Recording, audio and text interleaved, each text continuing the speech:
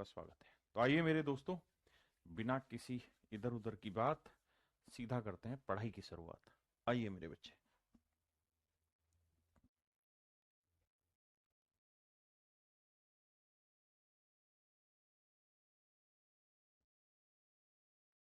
देखिए दोस्त, सवाल में कह रहा है एक व्यक्ति अपनी आय का 60% खर्च करता है। देखो भैया, ये है उसकी इनकम, ये है उसका एक्सपेंडिचर, और जो बचा वो बचा मेरे प्यारे बच्चों उसकी सेविंग। यानी इनकम में से एक्सपेंडिचर हटा देंगे तो बचेगी सेविंग। सवाल में कह रहा है कि भैया 60% खर्च करता है, तो 60% की फ्रैक्शन क्या हो गई जी? 3/5। या चलो 100 ही लेके समझाता हूं ताकि बात समझे। कहता है 60% खर्च करता है, मतलब अगर 100 रुपए कमाएगा तो 60 रुपए तो खर्च ही कर देगा। तो बचत कितनी होगी भैया? 40। आप कहें जी हाँ समझ गए। अब कह रहा है कि अगर उसकी इनकम 15% बढ़ जाए, अगर उसकी इनकम 15% बढ़ जाए, if his income is increase by 15%, income 15% बढ़ गई। तो मेरे बच्चे इनकम 15% बढ़ाओगे तो 100 का 15% 15, 15 बढ़ के हो गई 115। और कह रहा है जी खर्चा भी 15% बढ़ गया, तो 60 का 15% कितना हुआ? 15 छिके 90। भाई 60 का 15% निकाल लो। 15% की फ्रैक्शन होती 3/20। तो मन मन में निकालोगे, 20 तिये 60, 3 तिये 9, तो खर्चा बढ़ गया 9, तो यानी खर्चा हो गया 69। अब मेरे दोस्तों वो कुल मिला के 115 कमा रहा है भैया, और खर्च कितने कर रहा है? 69। तो 115 में से 69 घटा दो यार। तो 15 में से 9 गया 6, यहाँ 10 में से 6 गया 4, 46। तो हम ये कह सकते हैं कि सर उसकी जो बचत है वो 46 है। उसकी बचत कितनी होगी भैया? 46। तो उसकी बचत पहले थी 40, अब हो गई 46, कितनी बढ़ गई? 6। एक चीज और भी ध्यान रखना, ये बात आप यहां से भी निकाल सकते थे कि भाई इनकम 15 बढ़ी, खर्चा 9 ही बढ़ा, तो 15 में से 9 खर्चा हटा दिया तो बाकी 6 क्या बढ़ जाएगी? बचत। लेकिन कह रहा है परसेंटेज बताओ, तो भाई 6 की बचत बढ़ी किस पे? 40 पे। तो 100 पे कितना? आप कहेंगे 2 तिया 6, 2 20 40, 1/20 5%, तो 3/20 15%। यानी उस आदमी की इनकम 15% बढ़े, खर्चा 15% बढ़े, तो उसकी बचत भी मेरे बच्चों 15% बढ़ जा रही है। हाँ है ना महेंद्र भाई? देखो, महेंद्र भाई ने कमेंट करे 3। पहला कमेंट किया राधे राधे, फिर लिखा बोलो तो कुछ, फिर आगे लिखा राम राम, फिर आगे लिखा महेंद्र भाई ने राकेश सर की जय हो। अरे मेरे महेंद्र भाई, मान जा, धरती पे टिक जा, पढ़ ले। अगर आप इस बात पे विश्वास करते हैं कि मैं आपके कमेंट पढ़ूं और आपको एंटरटेनमेंट दूं, तो मेरे बच्चे उससे आपका सिलेक्शन नहीं होगा। ये बात ध्यान रखना। सिलेक्शन के लिए कमेंट जरूरी नहीं है। आपके डाउट होंगे वो मैं जरूर पिक करूंगा जो कर रहा हूं। दूसरा, मैं पढ़ाते हुए मैं रजनीकांत तो हूं नहीं कि यूं यूं लिखता रहूं, यूं लिखता रहूं, तुम्हारी तरह देखता रहूं, यूं यूं करता रहूं। ऐसा तो हो नहीं सकता भाई, हूं तो आदमी है। तो फिर मैं इधर देख रहा हूं, इधर लिख रहा हूं, तो इधर ही देख रहा हूं यार। तो समझा करो भाई थोड़ा।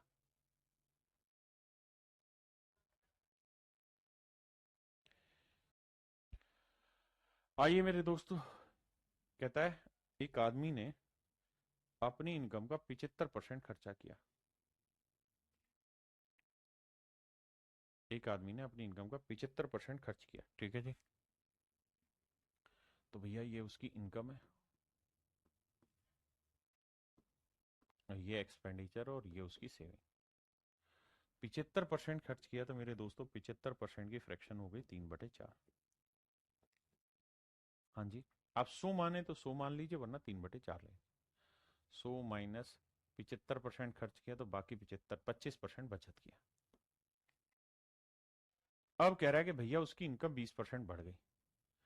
तो 20% बढ़ गई तो इनकम कितनी इंक्रीज हो गई? 20। और खर्चा भैया 10% बढ़ा, तो भैया इनकम हो गई 120। यही था ना? कह रहा है जी खर्च जो है उसका वो 10% बढ़ गया। तो भैया 75 का 10%, मूर्ख से मूर्ख आदमी भी जानता है, 10% 7.5 हो जाएगा। तो 7.5 रुपये आपका खर्चा बढ़ गया, तो नया खर्चा हो गया 82 रुपये 50 पैसे, या 82.5। तो कह रहा है जी उसकी बचत में क्या होगा? तो भैया 120 में से आप क्या करो, 82.5 हटाओ।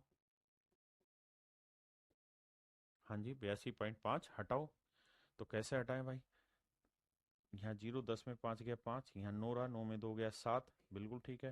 यहाँ 11 में 60 गया 3, तो आएगा 37.5। तो नई बचत हुई 37.5। ये तो है मेरे भाई मूर्ख बच्चे के काम। जो समझदार है वो ये देखेगा कि भैया इनकम बढ़ गई 20 रुपए, समझो 20 रुपए, और उसमें से खर्चा केवल 7.5 ही एक्स्ट्रा होने लगा, तो 20 में से 7.5 हटा देंगे तो बचा कितना, 12.5। तो इसका मतलब सेविंग 12.5 बढ़ गई, हम सीधा ही निकाल लेते, हमें इन चीजों की जरूरत ही नहीं थी। अब कह रहा है कि बचत में प्रतिशत वृद्धि बताओ, तो भाई 12.5% की वृद्धि हुई है, और पहले बचत कितनी थी 25, तो कह रहा है परसेंटेज बताओ। आप जानते हैं 12.5 का डबल होता है 25, तो 1/2 होता है 50%। तो option D is your right answer.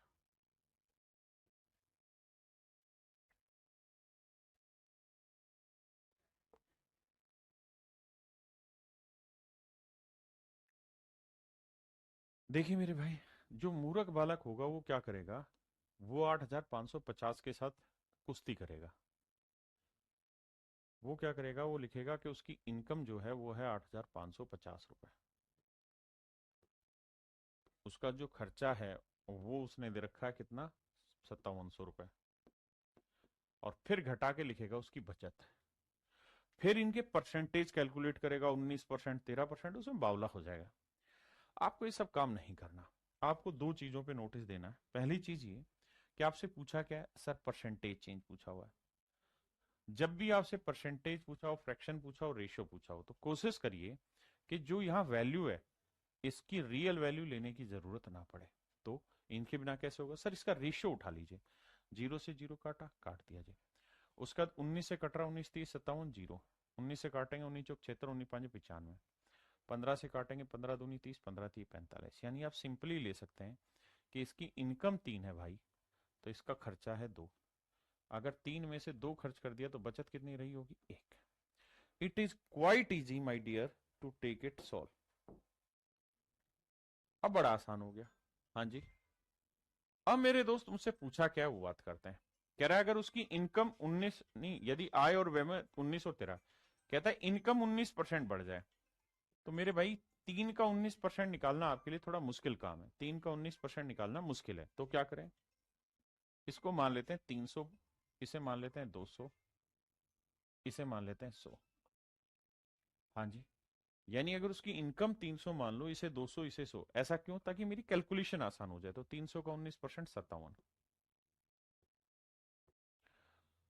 और खर्चा कितना बढ़ जाए जी, 13%, तो 200 का 13% 26। अब मेरे बच्चे एक बात बताओ, अगर उसकी इनकम जो है वो 57 यूनिट बढ़ चुकी है और खर्चा मात्र 26 यूनिट बढ़ा है, तो भैया कितनी इनकम ज्यादा बढ़ी, तो तो ये आएगा 21। तो इसका मतलब ये हुआ कि उसकी जो बचत है वो मेरे बच्चों 21 यूनिट बढ़ जाएगी। बचत जो है मेरे प्यारे बच्चों कितनी बढ़ जाएगी, 21 यूनिट बढ़ जाएगी। तो कह रहा है बचत में प्रतिशत परिवर्तन ज्ञात करो। तो मेरे बच्चे 21 ही आए ना, 21 या साथ में चलिए 31 आए, 5 में 2 गया 3, 31, माफ करिए 31। तो बचत बढ़ेगी 31। तो 31 का इंक्रीज हुआ सेविंग में किस पे, 100 पे, तो परसेंटेज बताइए कितना।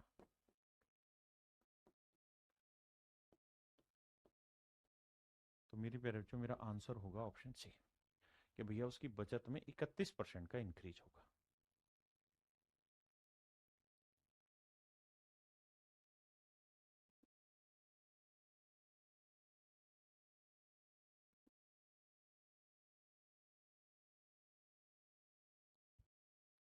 कह रहे जी एक आदमी की इनकम 13,500 रुपये और खर्चा 9,000, तो ये इनकम है मेरे बच्चों, ये खर्चा है। इनकम 13,500 है, खर्चा 9,000 है। सबसे पहला काम आप ये देखिए कि हमसे पूछा क्या है। तो सर हमसे पूछा है परसेंटेज चेंज। जब जब जब परसेंटेज चेंज पूछा जाए, रेशियो पूछा जाए, फ्रैक्शन पूछी जाए, तो आप एक्चुअल वैल्यू मत उठाइए। काटिए भाई, 2 जीरो से 2 जीरो गया, अच्छा ये 9,000 था क्या, 2 जीरो काटा। अब भैया 45 थी 135, 45 दूनी 90, तो रेशियो आया 3:2। मतलब इनकम 3 है तो खर्चा 2, तो बचत कितनी हुई भाई, 1। 300, 200, 100। किसी भाई ने कोई लोड लगाए थे नहीं। अब लड़ाई आगे लड़ते। अब मेरे प्यारे बच्चों आ गया, अगर उसकी इनकम 13% बढ़ जाए, 300 का 13% 39, और उसका खर्चा मेरे भाई 9% बढ़ जाए तो 18।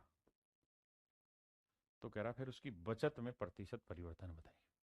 तो आप ये देखो यार, 39 इनकम बढ़ी, खर्चा 18 ही एक्स्ट्रा गया, तो बचत कितनी एक्स्ट्रा हो गई, मतलब इनकम कितनी एक्स्ट्रा रह गई 21। तो जो 21 एक्स्ट्रा रही है वो बचत। और आप ये बात जानते हैं कि 100 पे कोई चीज ही तो परसेंटेज कहलाता है। तो आंसर होगा मेरे दोस्तों 21%।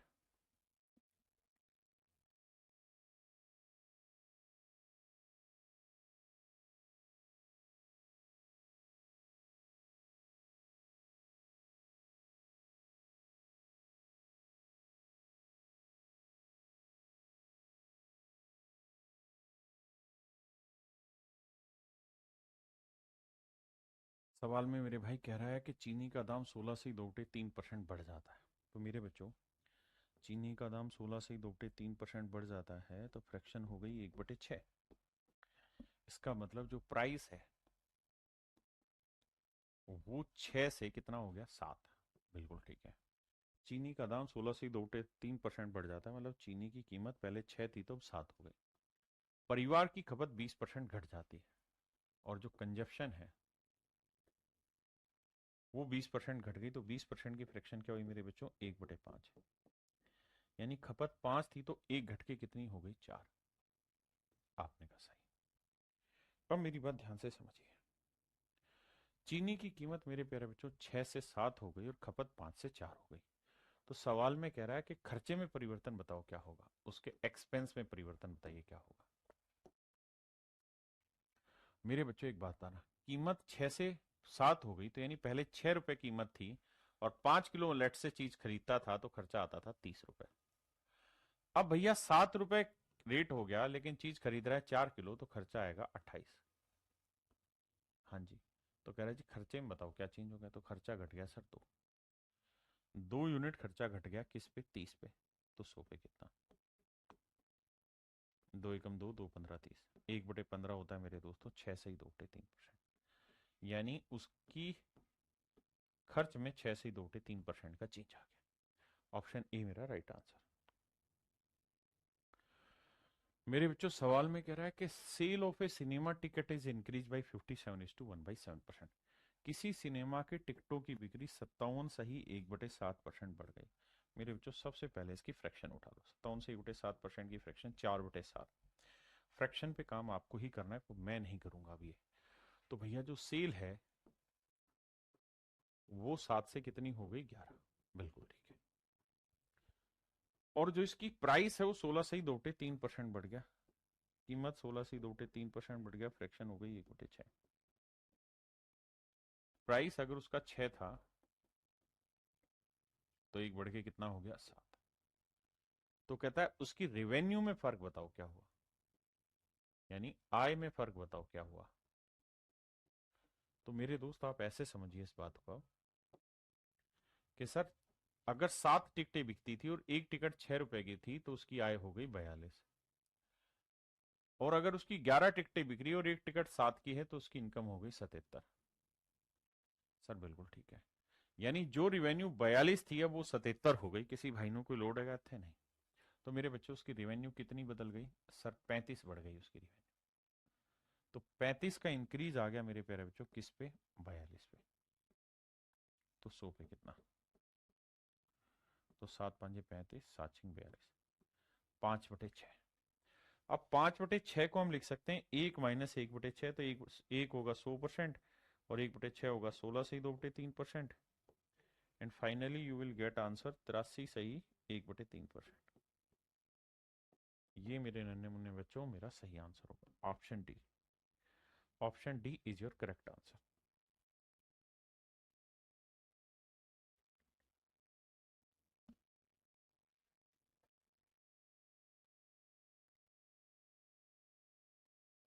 देखिए यार, एक व्यक्ति किसी संख्या को 3/5 के स्थान पर 7/4 से गुना कर देता है।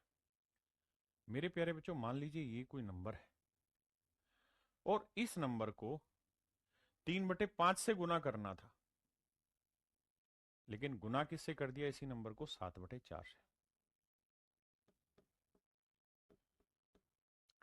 ये गलत किया और ये सही था। A man multiplied A number by 7/4 instead of 3/5।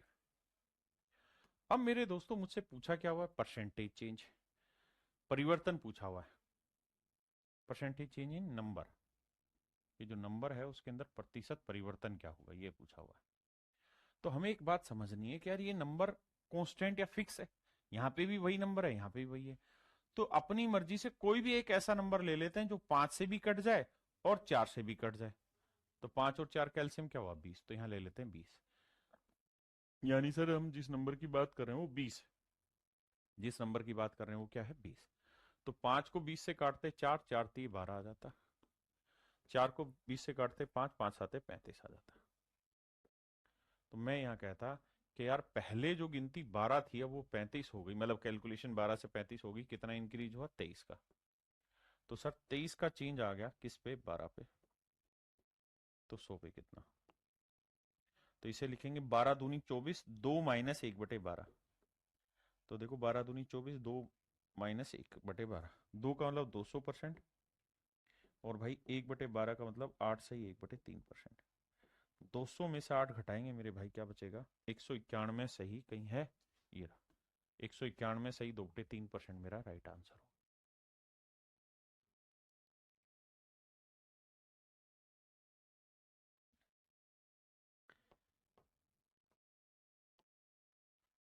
करो करो करो।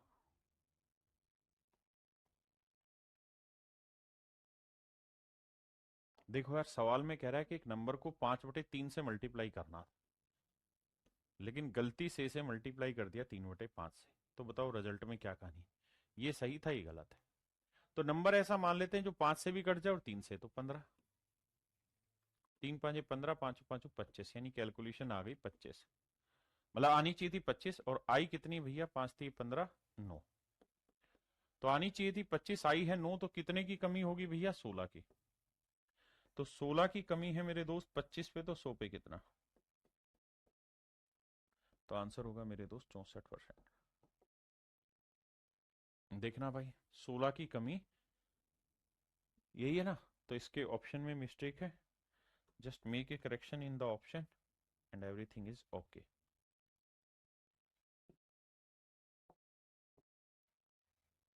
Option C is absolutely right. आइए मेरे बच्चे, सवाल में कह रहे हैं labour work 60 hour per week. एक लेबर है और वो जो टाइम इन्वेस्ट कर रहा है मेरे भाई, टाइम पर वीक जो इन्वेस्ट कर रहा है काम करने में, वो कर रहा है 60 आवर पर वीक, एक सप्ते में 60 घंटे इन्वेस्ट करता है, और उसकी जो मजदूरी है, मजदूरी जो है मेरे भाई वो है 2400 रुपए, मजदूरी है 2400 रुपए, बिल्कुल ठीक है। तो इसका मतलब उसे पर घंटे मजदूरी मिलती होगी, पर आवर, पर आवर भैया उसको पैसे मिलते होंगे, तभी तो भैया कितने सप्ते में कितने घंटे काम किया, डेली के घंटे के कितने, तभी तो 2400 रुपए मिला। हाँ जी सर। तो अगर थोड़ा सा दिमाग दौड़ाओगे तो सोचो कि 2400 घंटे की कमाई उसने कर ली है कितने दिन में, ना कितने घंटे में, 60 घंटे में। हाँ जी। तो 1 घंटे की कमाई क्या हुई, 40।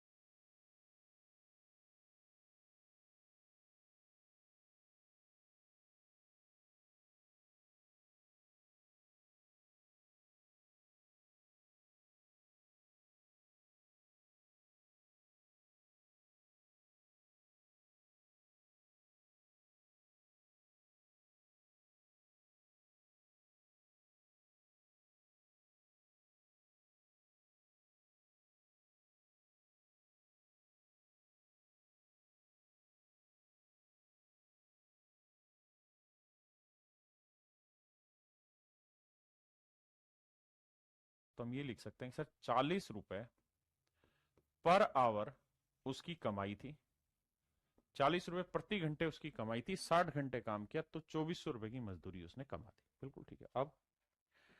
अब वो ये कह रहा है कि अगर उसका पर घंटे सैलरी 40% बढ़ गई, पर घंटे सैलरी 40% बढ़ गई, तो पर घंटे सैलरी है कितनी भाई? 40 रुपए। और अब इंक्रीज हो गया per day per hour salary जो है increase by 40%, per hour wages. तो अगर पर आवर वेजेस 40% इंक्रीज हुआ तो 40% की फ्रैक्शन क्या हुई दोस्त? 2/5। तो 5×8 = 40, 8×2 = 16। तो यानी अब उसकी पर आवर वेजेस 16 रुपए बढ़ गई। तो पहले 40 रुपए था, अब 16 रुपए बढ़ गया भैया। तो अब हम कह देंगे कि पर आवर वेजेस 56 रुपए प्रति घंटा होगा। बिल्कुल ठीक है। और कह रहा है कार्य करने का जो समय है वो 16 से 2/3% घट गया। तो 16 से 2/3% की फ्रैक्शन 1/6। किसका? 60 का। तो 60 का 1/6 निकालोगे क्या आएगा भाई? तो ये आएगा सर 10 घंटे। तो हम ये कह सकते हैं कि सर काम करने का जो समय है वो 10 घंटे घट गया। तो अब कितने बचा? 50 घंटे।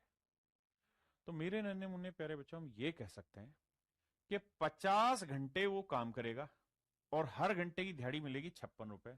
तो पूरे सप्ते की मजदूरी कितनी हो जाएगी? गुना करेंगे सर, तो ये आ जाएगी 56 का आधा कितना हो? 2800 रुपए। गुना करेंगे ना, 50 × 56। हाँ जी। तो यानी कुल मिला के 2800 रुपए मेरे प्यारे बच्चों उसकी मजदूरी हो गई। तो पहले मजदूरी कितनी थी? 2400। अब मजदूरी कितनी होगी? 2800। कितनी बढ़ गई भाई? 400। तो 400 रुपए मजदूरी बढ़ी है कितने पे मेरे दोस्त? 2800 पे या 2400 पे? 2400 पे। तो कह रहा है कितना परसेंटेज इंक्रीज हुआ? 4 एकम 4, 4 6 24, 1/6 मतलब 16 सही 2/3%। यानी उसकी मजदूरी की जो लागत, मजदूरी में जो इंक्रीजमेंट है वो 16 से 2/3% है। आप कहेंगे सर बात सही है।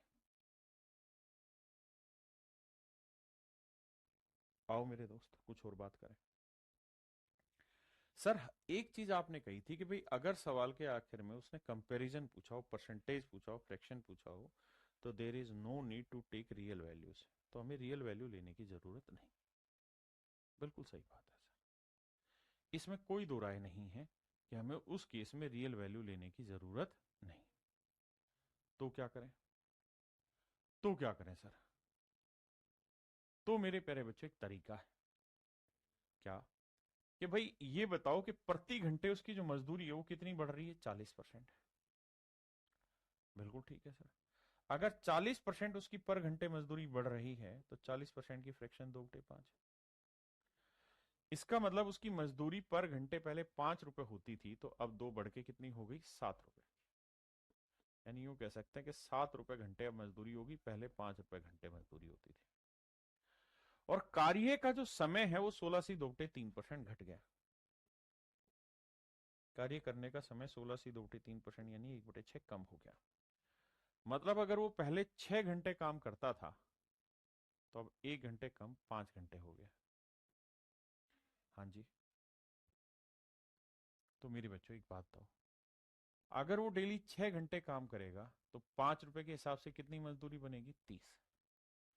और अब अगर वो 5 घंटे काम करेगा तो 7 रुपए के हिसाब से मजदूरी कितनी बनेगी? 35। तो मजदूरी में कितना इंक्रीज हो गया? 5 का। तो 5 का इंक्रीज हुआ 30 पे, तो 100 पे कितना? 5 एकम 5, 5 छंग 30, 16 सही 2/3%। मजदूरी में 16 से 2/3% का इंक्रीज हो गया। क्या किसी भाई को दिक्कत है? जल्दी से बताइए। लेकिन मेरे प्यारे बच्चों ये तरीका गलत है। ये तरीका गलत है। आंसर इस तरीके से सेम आ रहा है लेकिन तरीका गलत है। तरीके में गलती क्या हो, ध्यान से समझिए। पीछे भी एक सवाल आया। जैसे मान लीजिए मैंने एक सवाल दिया आपको, बड़े ध्यान से मेरी बात समझना, कि यार एक आदमी है और वो अपनी इनकम का, बड़े ध्यान से समझना, वो अपनी इनकम का, उसकी इनकम 15% बढ़ जाती है,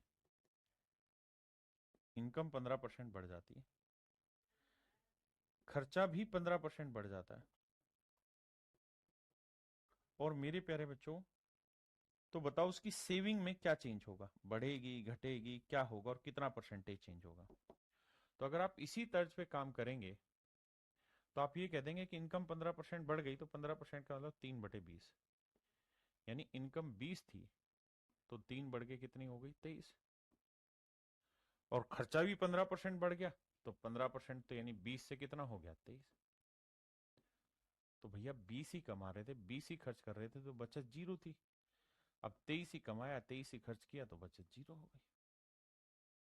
ऐसे तो आप निकाल ही नहीं पाएंगे। मेरे प्यारे बच्चों मेन चीज पता है क्या है, मेन चीज है ये इनिशियल रेशियो मेंटेन करना। आपको याद होगा ये सवाल जब कराया था तो उसमें लिखा हुआ था कि एक आदमी अपनी इनकम का 20% खर्च करता है। तो 20% की फ्रैक्शन आप लेते 1/5, या यूं कहते हैं कि भाई 100 रुपए कमा रहा है तो 20 खर्च कर रहा है ना, 80% था कि 80% खर्च कर रहा है, तो 80% यानी 80 का खर्चा कर रहा है तो बचत कर रहा है 20 की। हाँ जी, यानी ये रेशियो जरूरी था। अगर आप इस रेशियो को भूल जाएंगे तो नहीं होगा। अब 15% इसका निकाले, 15% इसका निकाले, तो आपका आंसर सही आएगा। मैं फिर से अपनी बात समझाता हूं। मैं आपको यह कहना चाह रहा हूं कि जो उसने बेसिक आइडेंटिटी दी है ना, उसको इग्नोर मत कर देना सवाल में, उसको रखना जरूरी है। जैसे इस सवाल की अगर हम बात करें तो इस सवाल की बेसिक आइडेंटिटी क्या थी कि भाई 60 घंटे हर वीक काम कर रहा है, बिल्कुल ठीक है, 60 घंटे काम कर रहा है और 2400 रुपए उसकी मजदूरी आ रही है पूरे सप्ते की। तो यहां से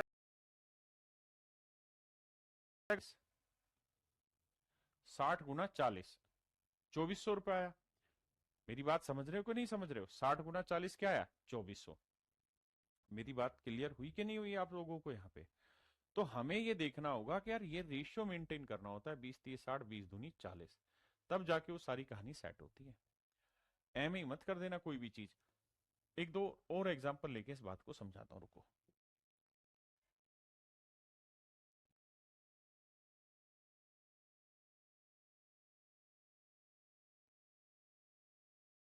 देखिए मेरे बच्चे सवाल में क्या कहानी कह रहा है उसको सुनो। कहता है एक आदमी प्रत्येक माह अपने वेतन का एक निश्चित भाग बचाता है ताकि एक साल में वह कार खरीद सके। कहता है हर महीने इतना पैसा बचाता है ताकि जोड़ जोड़ के एक साल में कार खरीद ले। तो ज्ञात करें कि उसे अपनी बचत में कितने प्रतिशत की वृद्धि करनी चाहिए कि वह उस कार को 9 ही महीने में खरीद ले। ध्यान देना मेरे भाई।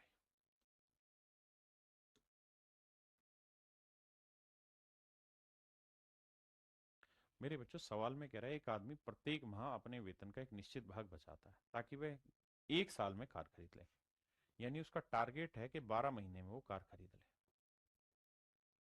तो हर महीने वो कुछ ना कुछ पैसा बचाता है। लेट से ₹A पर मंथ बचा रहा है, ₹A पर मंथ बचा रहा है, तो 12 महीने में वो कार खरीद लेगा, यानी कार की कीमत हो गई 12। अब कहता है जी उसका टारगेट बदल गया और वो उसी कार को 9 महीने में खरीदना चाहता है। मेरे दोस्तों कार कितने महीने में खरीदना चाहता है, 9 महीने। तो नेचुरल है अब उसी कार को अगर वो 9 महीने में खरीदना चाहता है तो अब उसे अपनी सेविंग बढ़ानी होगी। तो लेट से अब उसकी सेविंग हो गई ₹20। अब मान लेते हैं ₹20 हर महीने बचा रहा होगा, क्योंकि ज्यादा बचाएगा तभी तो 9 महीने में कार खरीदेगा। तो अब इसकी कमाई हो गई 9B। रेशियो लेंगे 3 चौक 12, 3 थिया 9। यहां से A/B का रेशियो लेंगे मेरे बच्चे, तो 3 यहीं आ जाएगा, B/A आ गया, 4 नीचे आ जाएगा। इसका मतलब A की बचत पहले 3 थी, तो अब मतलब उसकी जो आदमी है उसकी बचत पहले 3 थी, तो अब बचत कितनी हो गई, 4। यानी पहले अगर हर महीने वो ₹3 बचाता था तो अब हर महीने उसे 4 बचाने होंगे। देखो 4 बचाएगा तभी तो 9 चौक 36 रुपए की कार आएगी, और यहाँ 3 बचाएगा तभी तो 12 तिया 36 की कार आएगी। अरे हाँ है ना। तो कह रहा है उसकी बचत में कितनी वृद्धि हुई, तो भाई पहले उसकी बचत थी 3, अब बचत हो गई 4, तो कितना इंक्रीमेंट हुआ, 1। तो 1 की वृद्धि 3 पे, तो 100 पे कितना। तो मेरे प्यारे बच्चों 33 सही 1/3% का इंक्रीमेंट हो गया उसकी इनकम। 33 सही 1/3% का इंक्रीमेंट हो गया उसकी इनकम। अरे हाँ या ना, मेरी बात समझे कि नहीं समझे। अगर आप इसी सवाल को दूसरे तरीकों से देखना चाहते हैं तो आप इसे ऐसे भी टैकल करें कि सर हमें कोई कार है और वो कार हमें पहले 12 महीने में खरीदनी थी। अब वही कार हम 9 महीने में खरीदेंगे, कार वही है, तो हम एक ऐसी कीमत मान लेते हैं कार की जो 12 से भी भाग हो जाए और 9 से भी, तो 12 और 9 का एलसीएम 36, हम मान लेते हैं कार की कीमत है 36 रुपए। तो यानी 12 महीने में 36 जोड़ने तो हर महीने 3 जोड़ेगा, और अब 9 महीने में 36 जोड़ने तो हर महीने 4 जोड़ेगा।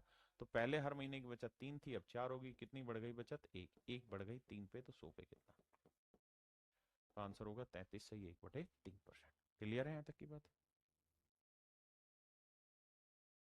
मेरे दोस्तों, सवाल में कह रहा था amount of A work in A factory is increase by 15%, 50%। देखिए एक एक चीज को समझते जाइए, जिस जिस शब्द में दिक्कत हो उसको नोट कर, मतलब उस पर कुछ पेन चला दीजिए, बार बार इसे स्क्रॉल करते रहिए, मतलब बार बार पढ़ते रहिए। कह रहा था amount of work in A factory is increase by 50%। किसी फैक्ट्री में काम की मात्रा 50% बढ़ गई। By what percent is it necessary to increase the number of workers to complete the work. तो काम समय पर खत्म हो जाए इसके लिए कितने प्रतिशत कर्मचारियों की संख्या बढ़ानी होगी, कितने कर्मचारियों की संख्या बढ़ानी होगी, by what percent is it necessary to increase the number of workers to complete the work on time. कहता है काम को प्रीवियस टाइम में ही खत्म करना है, पहली चीज। काम की मात्रा 50% बढ़ गई है, मतलब पहले 100 काम करना होता था फैक्ट्री में, तो अब 150 काम करना होगा। उतने ही दिनों में काम खत्म करना है, दिनों की संख्या नहीं बदलनी। तो उस काम को करवाएं कैसे? नए आदमी लगाने होंगे। तो कह रहा है, यही पूछ रहा है कि भाई नया आदमी जो लगाने की बात हो रही है तो उसमें कितने आदमी नए लगाने होंगे। और मेन चीज कह रहा है कि नए मजदूर की एफिशिएंसी, कार्य क्षमता पुराने वाले से 25% अधिक है। देखिए मेरे दोस्त, बहुत सारी चीजें ऐसी होती हैं जो सीखने की भी होती हैं और खुद से करने की भी होती हैं। ये सवाल खुद से सीखने का बहुत ज्यादा होगा। मैं जिस भी तरीके से इस सवाल को कराऊंगा, आपको कोशिश एक ही करनी है कि अपने तरीके से सवाल को डालना। जैसे हम पहली लाइन पकड़ते हैं, इस पहली लाइन में उसने कहा कि भाई नए वाले मजदूर की कार्य क्षमता पुराने वाले से 25% ज्यादा है। तो ये न्यू है और ये ओल्ड है, और 25% की फ्रैक्शन 1/4 है, यानी पुराने वाले की 4 यूनिट है एफिशिएंसी, तो नए वाले की एक ज्यादा, मतलब कितनी होगी? 5। मेरे बच्चों, इस बात का मतलब यहां से ये बना कि भाई नया मजदूर अगर एक दिन में 5 कुर्सियां बना रहा है, 5 कुर्सियां बना रहा है, तो पुराने वाला मजदूर एक दिन में 4 कुर्सियां बनाता था। यानी पुराना एक दिन में 4 कुर्सियां बनाता था, तो मेरे प्यारे बच्चों नया मजदूर एक दिन में 5 कुर्सियां बनाएगा। हाँ जी, बिल्कुल ठीक है। अब सवाल में कह रहा है कि यदि फैक्ट्री में काम की मात्रा 50% बढ़ जाए, फैक्ट्री में काम की मात्रा 50% बढ़ जाए, फैक्ट्री में काम की मात्रा 50% बढ़ जाए, तो मेरे दोस्तों हम क्या करते हैं, let the number of worker,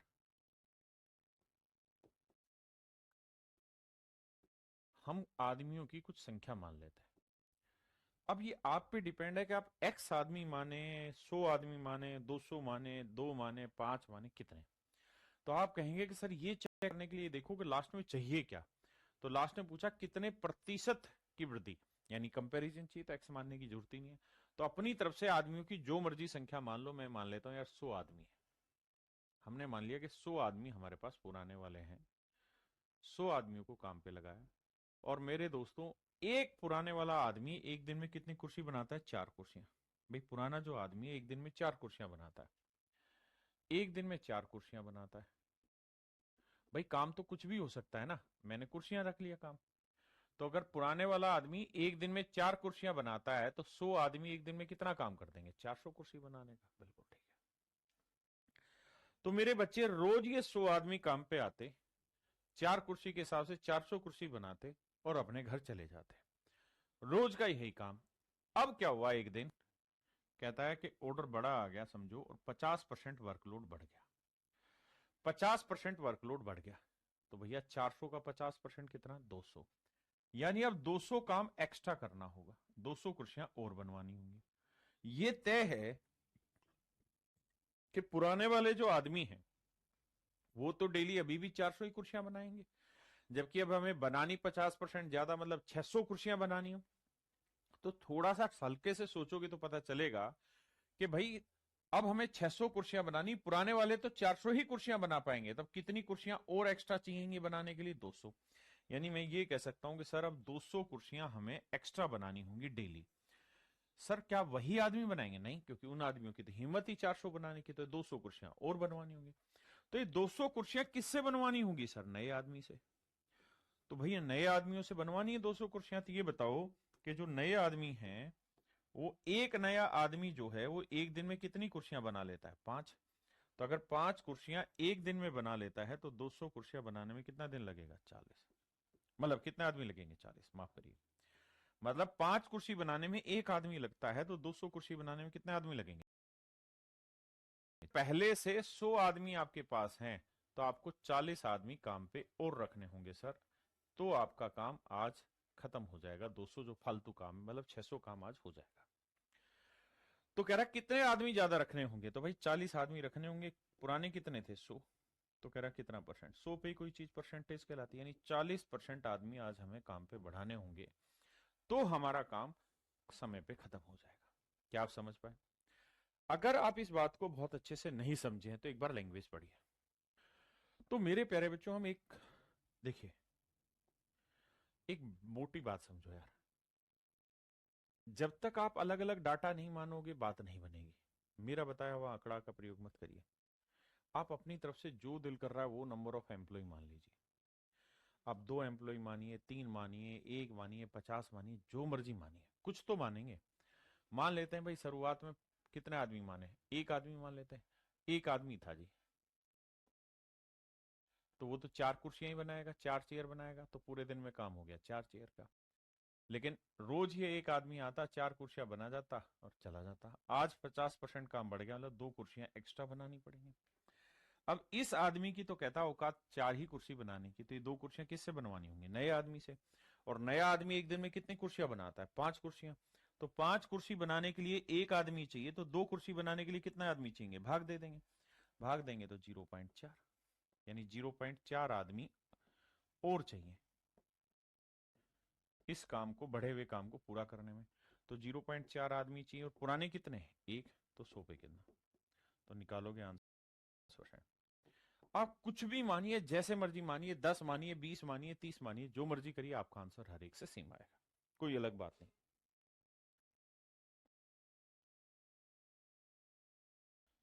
देखिए मेरे दोस्त, सवाल में कह रहा है in a train there are as many wagons as there are the number of seats.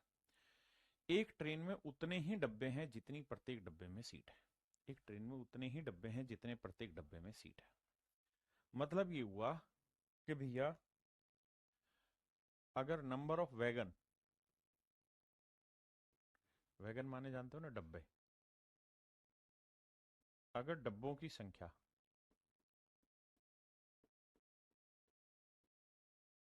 डब्बों की संख्या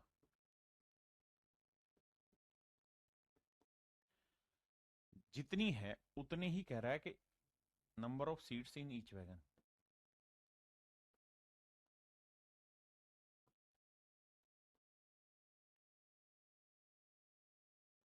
तो हर डब्बे में सीटों की संख्या भी सेम होगी। कहानी का मतलब यह है, मतलब हर डब्बे में सीटों की संख्या भी उतनी होगी जितने डब्बे हैं। अगर मान लो 50 डब्बे हैं, तो इसका मतलब हर डब्बे में सीटें भी 50 ही होंगी। अगर मान लो 100 डब्बे हैं, तो इसका मतलब हर डब्बे में सीटें भी 100 होंगी, यानी जितने डब्बे होंगे उतनी ही सीटें होंगी। ऐसा सवाल कह रहा है। अब अगली लाइन में कह रहा है क्या, कि एक डब्बे में 25 आदमी बैठे हुए हैं, जो उसकी क्षमता का 71.3% है। सबसे पहले 71.3% की फ्रैक्शन बताओ। सर वो हो जाएगी कितनी? 5/7। कहता है किसी डब्बे में जितने यात्री आते हैं उसकी एफिशिएंसी का 5/7 एफिशिएंसी पर आदमी बैठे हुए हैं। मतलब मेरे दोस्तों, अगर डब्बे में कुल सीट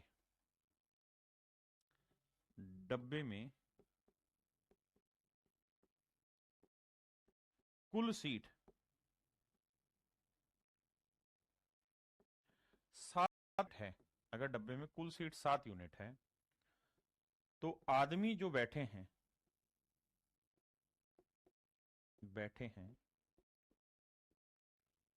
5 सीटों पर, 5 यूनिट पर। देखिए इस लाइन को ध्यान से पढ़िए बेटा, अरिथमेटिक लैंग्वेज का खेल है, बार बार पढ़िए। कहता है एक डब्बे में 25 आदमी हैं, जो उस क्षमता के इतने परसेंट के बराबर है। In one of the wagon carrying 25 passengers persons, कहते हैं एक डब्बे में 25 आदमी जा रहे हैं, ट्रेवल कर रहे हैं, is filled with this percent of its capacity, वो इसकी क्षमता का 71/3/7% जगह को घेरे हुए। 71/3/7 की फ्रैक्शन 5/7, मतलब अगर उस डब्बे की कैपेसिटी 7 है तो उसमें 5 यूनिट पे लोग बैठे हुए, मतलब डब्बे में अगर 7 यूनिट सीटें हैं तो आदमी बैठे हैं 5 यूनिट पे, जबकि आदमी 5 यूनिट पे नहीं है, 25 आदमी है। तो मेरे बच्चे 5 यूनिट 25 आदमी, तो 1 यूनिट 25/5 यानी 5 आदमी। 1 यूनिट की वैल्यू है मेरे बच्चों 5 आदमी, मतलब 5 यूनिट 25 आदमी को रिप्रेजेंट कर रहा था, 1 यूनिट 5 आदमी को, तो 7 यूनिट किसे करेगा? 35 को। तो इस बात का मतलब ये हुआ कि हर डब्बे में 35 सीटें, हर डब्बे में नंबर ऑफ सीट्स कितनी मेरे बच्चे? 35। तभी तो उसने कहा कि भाई इस डब्बे में जितनी भी सीटें हैं उसका 71/3/7% जो मेरे बच्चे वैल्यू है वो बेसिकली 25 के बराबर है। अब हमें यहां से बस एक छोटी बात ये समझनी थी कि भाई हर डब्बे में नंबर ऑफ सीट्स हैं 35, और अगर हर डब्बे में 35 सीटें हैं तो डब्बों की संख्या भी 35 ही होगी, ऐसा सवाल ने कहा था। ठीक है, अब मैं आपसे ये जानना चाह रहा हूं total number of seats in full train, कि भाई पूरी ट्रेन में सीटें कितनी हैं। तो आप कहोगे 35 तो सीट है और 35 ही डब्बे, तो भाई एक डब्बे में 35 सीटें, तो 35 डब्बों में कितनी होगी? गुना करेंगे, 5 5 25 और 3 चौक 1225 सीट है, यानी पूरी ट्रेन में 1225 सीट है, मतलब पूरी ट्रेन में 1225 आदमी बैठ सकते हैं।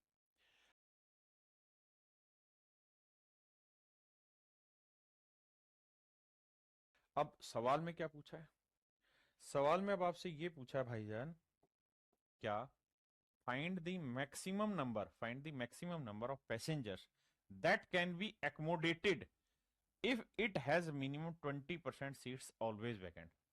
तो कहता है मैक्सिमम नंबर ऑफ पैसेंजर्स की संख्या निकाल के बताइए जो इस ट्रेन में एक्मोडेट हो जाए यदि ये मान लिया गया है कि 20% सीट हमेशा खाली रहती है। यदि 20% स्थान हमेशा ही रिक्त रहता है तो अधिकतम यात्रियों की संख्या ज्ञात करें।